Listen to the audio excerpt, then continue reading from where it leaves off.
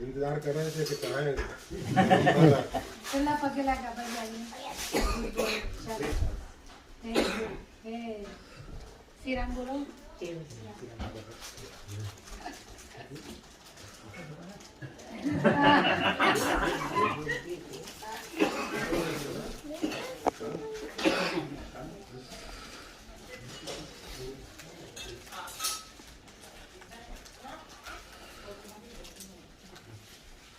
हमारे नियम की बुक में लिखा है कि श्री शंकर भगवान की भक्ति के बिना श्री सीताराम जी की भक्ति नहीं मिलती है। इस बात को विशेष समझें। नियम की पुस्तक में ही नहीं, श्री रामचरितमानस जिसके ऊपर भगवान शंकर ने सत्यम शिवम सुंदरम लिखकर हस्ताक्षर किए हैं, ऐसे ग्रंथ में श्रीमद् गोस्वामी तुलसीदास जी महाराज ने स्पष्ट कहा है भगवान श्री राम के मुखाग्नि से फैलाया गया। शंकर भजन बिना नर भक्ति न पावई, और हूँ एक गुप्त मत सभई कहूँ कर जोड़। मतलब भरी सभा के बीच में, किसी 4 व्यक्तियों के समूह के बीच में या वर्ग विशेष के लिए नहीं। एक बार रघुनाथ बुलाए, गुरु द्विज पूर्वासी सब आए। मतलब उसमें गुरु वशिष्ठ जी हैं, विश्वामित्र हैं, वामदेव हैं, जाबाली हैं, इस प्रकार से कुछ कोटि के ऋषि महर्षि हैं। फिर उसके बाद जो प्रबुद्ध वर्ग के मंत्री हैं, 8 मंत्री विरक्त हैं, 8 मंत्री गृहस्थ हैं, वो भी हैं। उनके साथ साथ जो प्रबुद्ध नागरिक हैं, वरिष्ठ नागरिक हैं, वो सब उपस्थित हैं, और सभी प्रजाजन हैं। उनके बीच में ये बात भगवान श्री राम ने कही है, और हूँ एक गुप्त मत सबई कहूँ कर जोर। शंकर भजन बिना नर भक्ति न पावई मोर। उससे पूर्व में होता क्या था, कुछ लोगों ने अपनी हठ धर्मिता के कारण अपने इष्ट को सर्वोपरि स्वीकार करने और कराने के लिए उन्होंने अपने इष्ट को तो सभी श्रेष्ठ कहेंगे, कहना चाहिए। और भारतीय संस्कृति में हम परमात्मा की उपासना करते हैं, जो सर्वोच्च सत्ता है उसकी हम उपासना करते हैं। हम सब ईश्वर को परमेश्वर के रूप में स्वीकार करते हैं।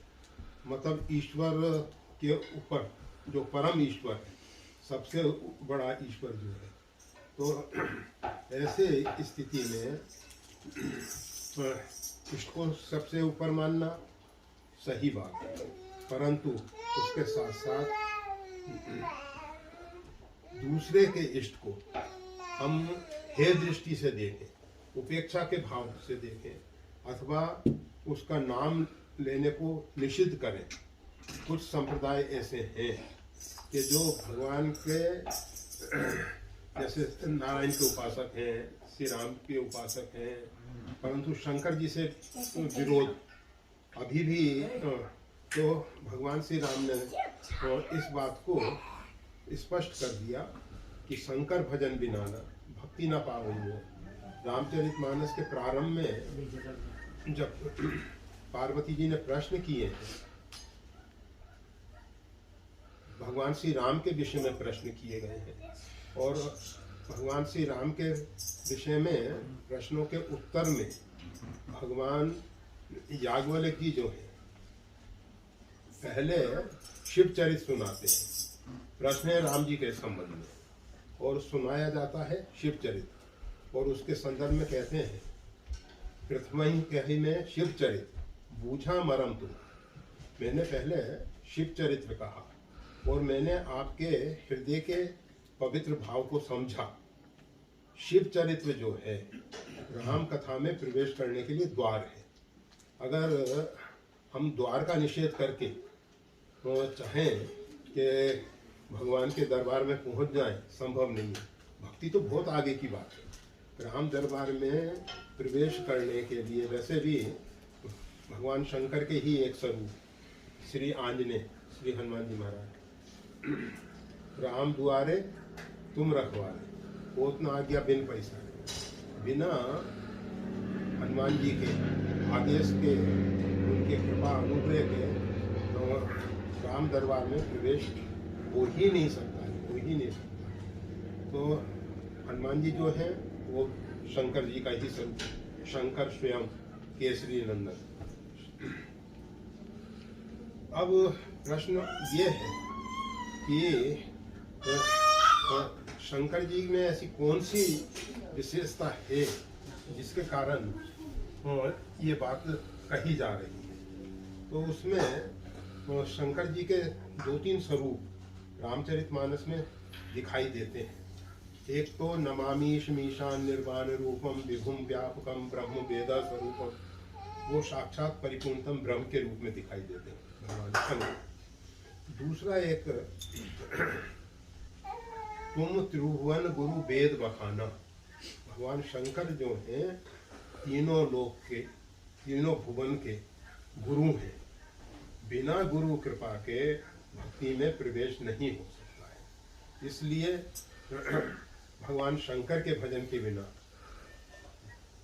भक्ति नहीं मिलेगी। दूसरी बात यह है, बिन विश्वास भक्ति नहीं, तेहि बिन द्रवहि न राम। बिना विश्वास के भक्ति होती ही नहीं है, और बिना भक्ति के भगवान द्रवीभूत नहीं होते, पिघलते नहीं, अर्थात हमारे अनुकूल नहीं बनते। हम चाहते हैं कि भगवान हमारे अनुकूल बने, उसके लिए दोनों बातें हैं, हमको भगवान के अनुकूल बनना है और भगवान को अपने अनुकूल बनाना है। अगर व्यक्ति भगवान के अनुकूल नहीं बनता और भगवान को चाहे कि हमारे अनुकूल हो जाए, कठिन है। भगवान तो बहुत दयालु हैं, कृपालु हैं, सब समर्थ हैं, वो जैसा चाहे वैसा कर सकते हैं, परंतु हमको भगवान के अनुकूल बनना ही होगा, तभी हम भगवान के निकट रहने के। कोई व्यक्ति के स्वभाव को हम जान जाते हैं, जब हम उसके अनुकूल होते हैं तब हम उसके साथ रह सकते हैं। इसी प्रकार से उमा राम सुहाव जे जाना, ताई भजन तज भावना। जब तक भगवान के स्वभाव को व्यक्ति नहीं जानता है, तब तक उसको संसार के प्रति लगाव है, संसार में रस है। परमात्मा के भजन साधन में रस नहीं मिलता है, और भजन में रसनम भजनम, जिस भजन में रस की उपलब्धि नहीं होती है तो वो भजन भजन होता ही नहीं है, केवल औपचारिकता है। हम माला कर रहे हैं, हम ठाकुर जी की सेवा पूजा आरती कर रहे हैं, कोई भी कार्य कर रहे हैं, परंतु उसमें हमको रस मिलना चाहिए।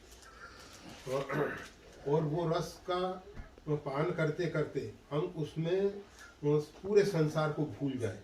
जैसे मधु, ये जो भौरा है, कमल के पुष्प का पराग पान कर रहा है, उसको ये नहीं मालूम होता है कि कब सूर्यास्त हो गया,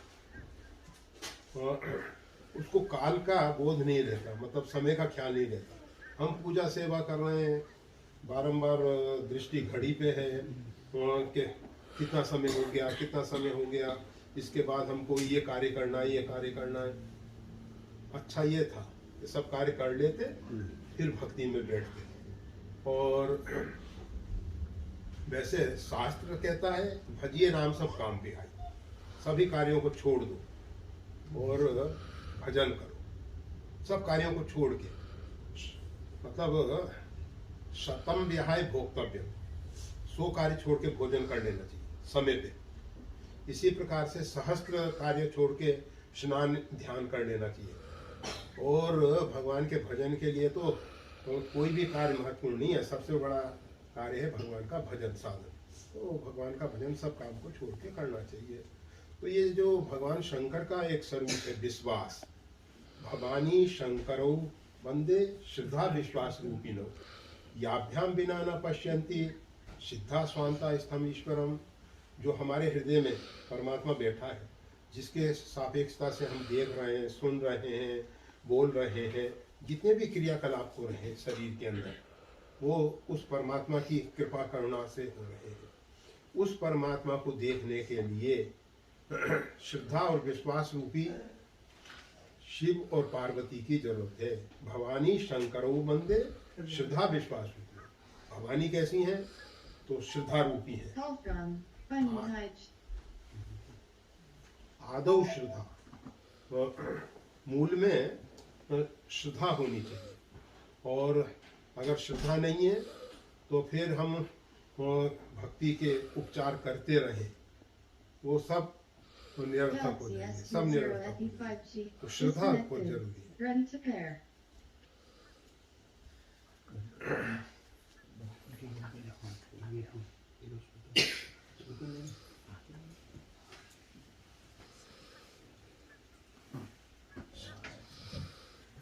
भगवान ने कृपा करके हर एक इंसान को, हर एक व्यक्ति को श्रद्धा से भर के भेजा था।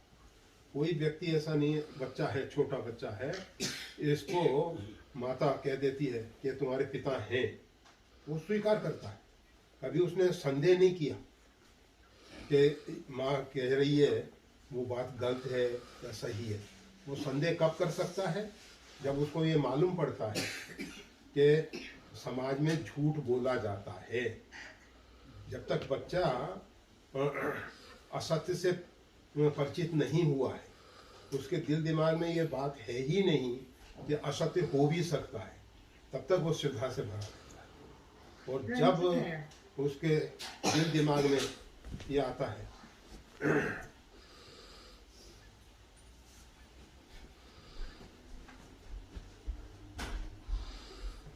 कि झूठ बोलना जा सकता है, झूठ बोलने की संभावना है, तो बात को दूसरे रूप में व्यक्त किया जा सकता है, तब उसको संदेह पैदा होता है कि अमुक व्यक्ति कह रहा है वो सही है या सही नहीं है। बाद में संदेह पैदा होता है, और संदेह और श्रद्धा ये परस्पर विरोधी एक साथ नहीं रह सकते। और संदेह, जिसको संशय, संस्कृत में उसके जो शब्द प्रयोग होता है संशय, संशयात्मा विनश्यति। श्रद्धावान लभते ज्ञानम, श्रद्धावान जो है वो तो ज्ञान की प्राप्ति कर लेते हैं, और जो संशयात्मा है वो विनश्य, कहते हैं कि वो उनका जीवन जीना ना जीना बराबर है, रहें ना रहें, उनसे उनका जीवन है ही नहीं। तो ये संशय जो आ जाता है, तो ये आता है समाज के साथ। अगर बच्चे का समाज के साथ मिलन ना हो, बच्चा केवल अपनी माता, तो उसके अंदर कभी संशय पैदा नहीं हो सकते। ये संशय पैदा कब से होते हैं? दूसरों को देख के, सुन के, दूसरों के विषय में समझ के। तो ये भगवान ने हर एक व्यक्ति को श्रद्धा से भर के भेजा है, परंतु जब व्यक्ति बड़ा होता है और नाना प्रकार की जानकारियों का अहंकार उसके दिल दिमाग में आ जाता है, तो फिर वो संशय इत्यादि करने लगता है। तो वो जो श्रद्धा रूपी खजाना उसको प्राप्त हुआ है वो ढक जाता है, मिटता नहीं है, ढक जाता है किसी भी जो भी कारण नहीं। परंतु ये जो दिव्य तत्व है, श्रद्धा और विश्वास, भवानी और शंकर, इनके बिना अपने अंतरस्थ परमात्मा को हम नहीं देख सकते, जिसके बिना जिंदगी में जीना संभव ही नहीं है। मतलब किसी के हृदय से परमात्मा निकल जाए, मतलब चेतना बाहर चली जाए, हम उस मुर्दे को ले जाके अंत्येष्टि के लिए व्यवस्था कर देते हैं। तो जिसके बिना जीवन नहीं है उसको ही हम नहीं देख पा रहे, किसके कारण? श्रद्धा विश्वास के अभाव में। तो ये भगवान शंकर जो हैं विश्वास में हैं, विश्वास स्वरूप हैं, और बिन विश्वास भक्ति नहीं, बिना विश्वास के भक्ति होती ही नहीं है। और बिन छल विश्वनाथ पद नेहु राम भगत कर लक्षण, बिना छल के, मतलब एक तो हम समाज को दिखाने के लिए भक्त बन के बैठ जाते हैं कि समाज कहेगा कि नहीं बड़े उच्च कोटि के साधक हैं, अच्छे महात्मा हैं, अच्छे संत हैं, अच्छे, परंतु बिना छल के भगवान की भक्ति, अर्थात बिना किसी अपेक्षा के, बिना किसी दिखावे के, जो हमारा अंतःकरण में है ऐसा ही स्वरूप से हम भक्ति करते हैं, उसी प्रकार से हम भगवान शंकर के चरणों में प्रेम करते हैं। तब राम भगत का लक्षण एहू, राम भक्तों के लक्षण है ये। जैसे बुखार में शरीर का ताप बढ़ गया है, आपके भोजन अच्छा नहीं लग रहा है, शरीर टूट रहा है, ये सब बुखार के लक्षण हैं, चाहे वो इन्फेक्शन से है चाहे किस प्रकार से है। तो इसी प्रकार से अगर कोई राम भक्त है तो उसमें बिना छल के, बिना दिखावे के, बिना किसी अपेक्षा के, शंकर जी की भक्ति बहुत से इसलिए भी करते हैं कि अभी मान लो शनि की 7.5 चली है या किसी अन्य प्रकार के कुयोग जीवन में आ गए हैं, ज्योतिषी ने बता दिया है कि तुम महामृत्युंजय का जप करो, भगवान शंकर का रुद्राभिषेक करो, पूजन करो, ये करो।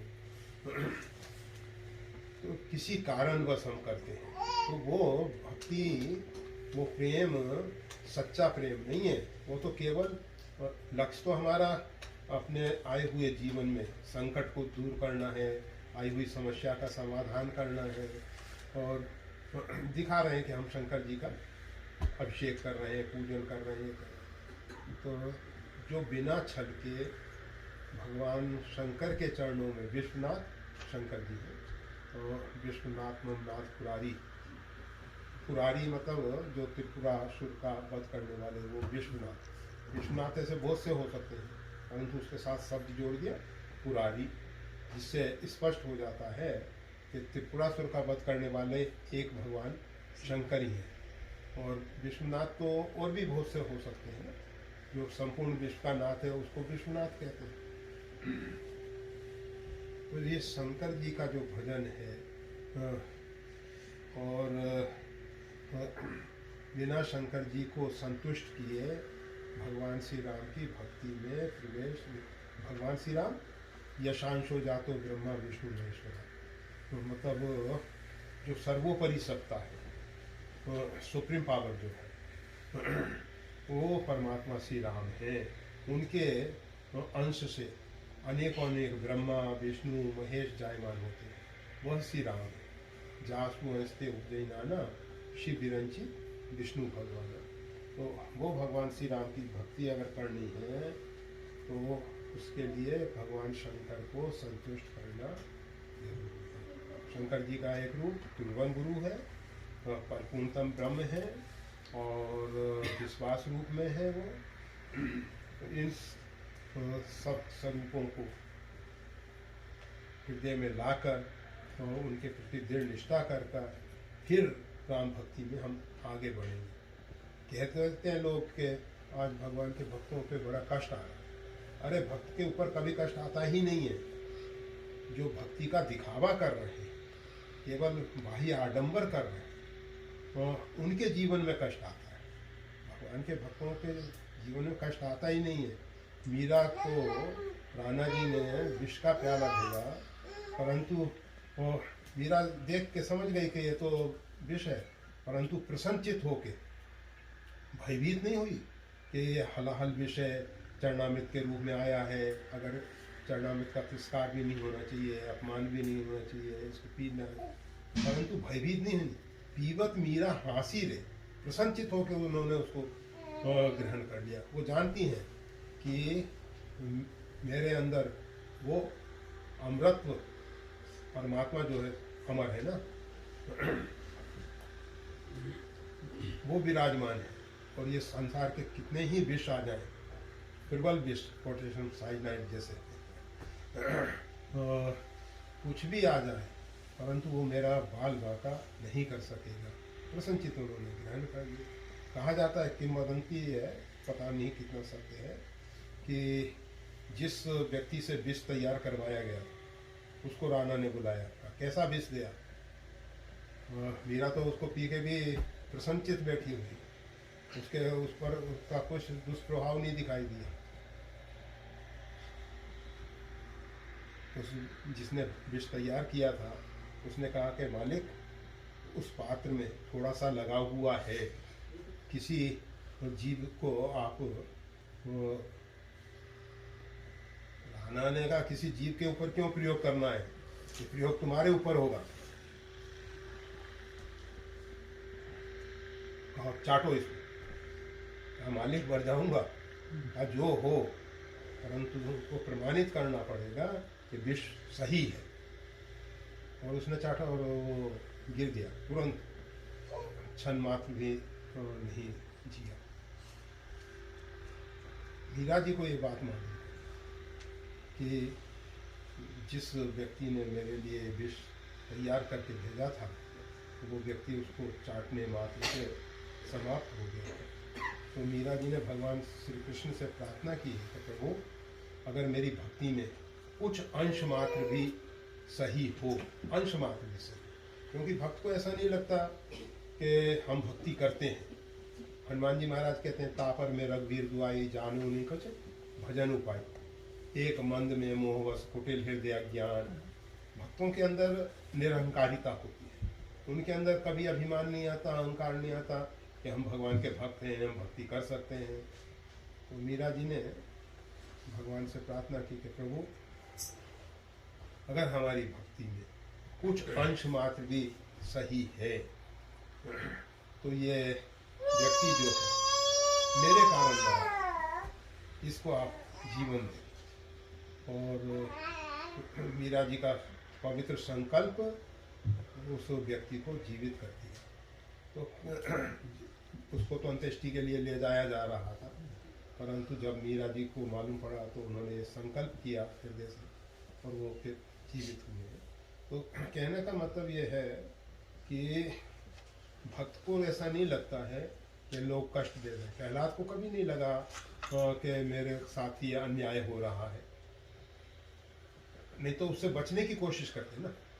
चाहे वो होलिका अपनी गोद में लेके बैठती है, पहाड़ों से फेंका जाता है, सांप बिच्छू इत्यादि से कटाने की कोशिश होती है, ब्याग शेर इत्यादि उसके सामने छोड़ दिया, उनको कोई भय नहीं होता है। वो कहते हैं राम नाम जपताम कुतो भय, मैं तो भगवान का नाम सुमरन करता हूँ, भय मेरे को है कहाँ। तो भक्त के अंदर भय नहीं होता, भक्त हमेशा निर्भय होता है। ये तो समाज को लगता है कि भक्तों के जीवन में कष्ट आ रहा है, भगवान के भक्तों के जीवन में कष्ट आ ही नहीं सकता, क्योंकि जो अपराध भगत कर रही राम रोष पावक सो जग। कोई भक्ता अपराध करेगा तो वो भगवान की क्रोधाग्नि में जल के खाक हो जाए। भक्त का अपराध भगवान सहन नहीं कर सकेंगे, परंतु दुर्भाग्य है कि हम भक्त हैं नहीं और अपने आप को भक्त मान बैठे हैं। चार व्यक्ति कहने लगे भक्त जी भगत जी भगत जी, और वो भक्त अपने आप को समझने लगे कि हम भगत हैं। ये झूठे प्रमाण पत्रों से कोई भक्त नहीं बनता है।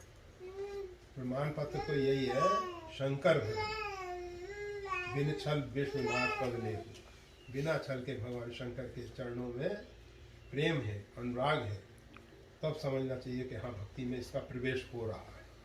वो भी भक्ति में आगे कितना बढ़ा है वो तो एक आगे की बात है, अभी तो प्रवेश द्वार पे ही हम नहीं पहुंच पा रहे। तो ये लिखा है हमारे नियम की बुक में लिखा है, तो नियम की बुक जो है शास्त्र सम्मत है। गोस्वामी तुलसीदास जी के रामचरितमानस में भगवान श्री राम ने कहा है, इसके विषय में किसी प्रकार का अन्य विचार नहीं।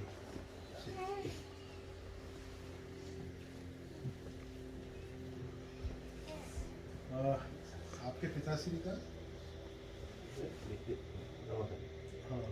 हाँ, मतलब भिलवाड़ा में लक्ष्मणदास जी महाराज, हाँ वो तो खूब अच्छे ढंग से समझ गए।